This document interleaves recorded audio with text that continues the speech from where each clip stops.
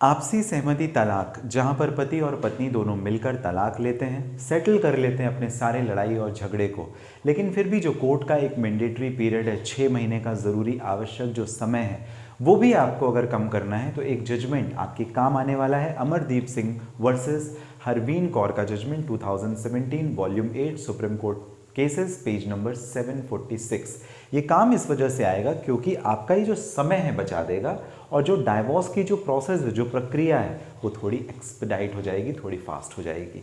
तो इसको हम ज़रा बात करेंगे, आखिर प्रक्रिया क्या है इसके बारे में समझेंगे। नमस्कार, आप सभी ने शुरुआत अशोक पांडे के साथ में की है, लीगल एडवाइस। आपका चैनल सब्सक्राइब ज़रूर करें। बात करना चाहते हैं, इस वीडियो के डिस्क्रिप्शन में डिटेल है जहाँ से डायरेक्टली आपकी और मेरी हो जाएगी बात। फिलहाल आते अपने मुद्दे और शुरू करते हैं म्यूचुअल डाइवोर्स के टॉपिक को।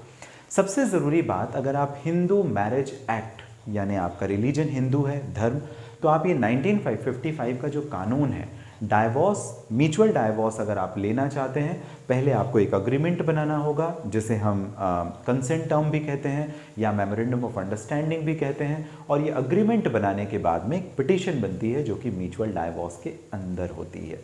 इस म्यूचुअल डाइवोर्स पिटीशन को दोनों हस्बैंड और वाइफ कोर्ट में सबमिट करते हैं। कोर्ट में सबमिशन देने के साथ ही साथ कोर्ट आपका स्टेटमेंट रिकॉर्ड करती है। हस्बैंड का, वाइफ का स्टेटमेंट रिकॉर्ड करेगी और आपको मीडिएशन के लिए भेज देगी, जहां पर जो फैमिली काउंसलर होते हैं, कोर्ट के ही व्यक्ति हैं, वो बैठे रहते हैं, आपको बुलाते हैं, आपसे सवाल पूछते हैं, क्यों तलाक चाहिए, क्या रीज़न है, क्या सेटलमेंट किया, बच्चों का क्या होगा, प्रॉपर्टी का क्या होगा। इन सारी चीज़ों को करने के बाद वो आपको काउंसिल करते हैं कि भाई अगर आप अपने रिश्ते को बचा सकते हैं बचा लें, और फिर भी अगर आप स्ट्रिंजेंट हैं, आप कठोर हैं, कठिन हैं और स्पष्ट हैं कि नहीं हमें ये रिश्ता तोड़ना है, समाप्त करना है, ऐसी स्थिति में वो अपनी रिपोर्ट कोर्ट को सबमिट करते हैं। देन 6 महीने बाद की एक आपको डेट दी जाती है और 6 महीने बाद सेकंड मोशन हियरिंग होती है। सेम प्रोसेस रिपीट होता है। कोर्ट आपका एफिडेविट लेती है कि जो आपने बताया, जो आपने कहा वो सब सच था। अगर फिर भी आप तैयार हैं कि आपको तलाक चाहिए, कोर्ट आपको डिक्री और जजमेंट अलाउ करती है और आपका तलाक हो जाता है। सेम जो प्रोसीजर है स्पेशल मैरिज एक्ट में है, हिंदू लॉ का जो मैंने अभी आपको प्रोसीजर एक्सप्लेन किया वही है, लेकिन सेक्शन बदल जाएगा, धारा बदल जाएगी। Section 28 special marriage act 1954।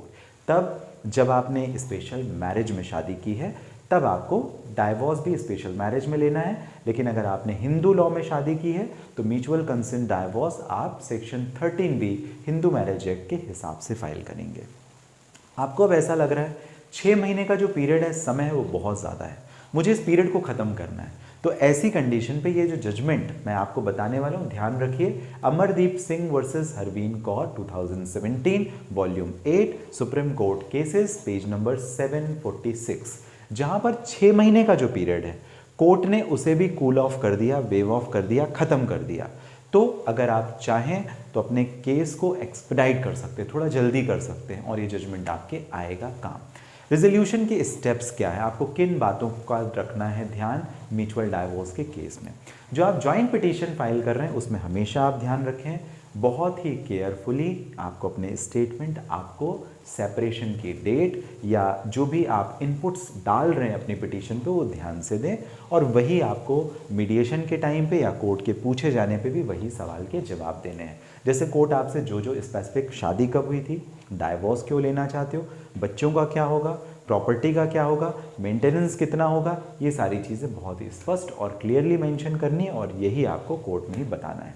दूसरी इंपॉर्टेंट बात, कोर्ट का प्रॉपर ज्यूरिसडिक्शन होना चाहिए। जैसे आपने शादी कहाँ की थी, जहाँ की थी वहीं आप तलाक के केस को फाइल करें, या आखिरी बार पति और पत्नी जहाँ साथ में रहे वहाँ आप कोर्ट में तलाक का केस फाइल कर सकते हैं, या जहाँ पर वाइफ रह रही है अपने बच्चों के साथ या खुद, उस जगह पे भी आप केस फाइल कर सकते हैं। कोई थर्ड ज्यूरिसडिक्शन या फोर्थ ज्यूरिसडिक्शन आप खुद से बनाएं, आपको जस्टिफाई करना पड़ेगा।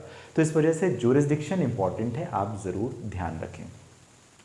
अगर आप कोर्ट से इस समय को वेव ऑफ करना चाहते हैं, जजमेंट मैंने बता दिया। इसके साथ ही दोनों मोशन, जो फर्स्ट मोशन फाइलिंग के टाइम पे भी, फर्स्ट मोशन हियरिंग और सेकंड मोशन हियरिंग के लिए जो पूरा 6 महीने की जो प्रक्रिया है उसमें आपने पर्सनली कोर्ट में प्रेजेंट होना है। ऐसा नहीं कि आप गए नहीं और आप सोचें कोर्ट आपको डाइवोर्स दे दे, नहीं, आपको जाना पड़ेगा। कोर्ट आपके मीडिएशन या आपकी अपीयरेंस को मार्क करके आपके स्टेटमेंट रिकॉर्ड करता है ऑन एफिडेविट। ये काफ़ी इंपॉर्टेंट है। और जब फाइनल आपको जजमेंट या डिक्री मिल जाए उसके 30 दिन के बाद में ही आप शादी करें। ऐसा नहीं आज आपको मिली और कल आपने शादी, कम से कम 30 दिन का समय आपको इंतज़ार करना चाहिए।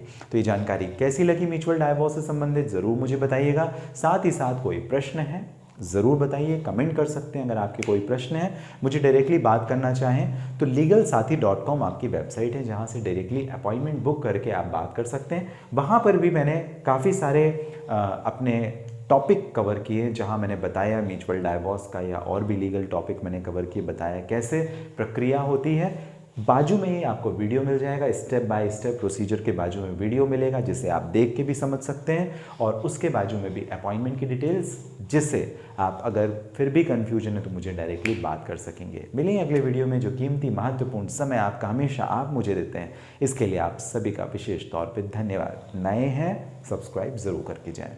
लीगल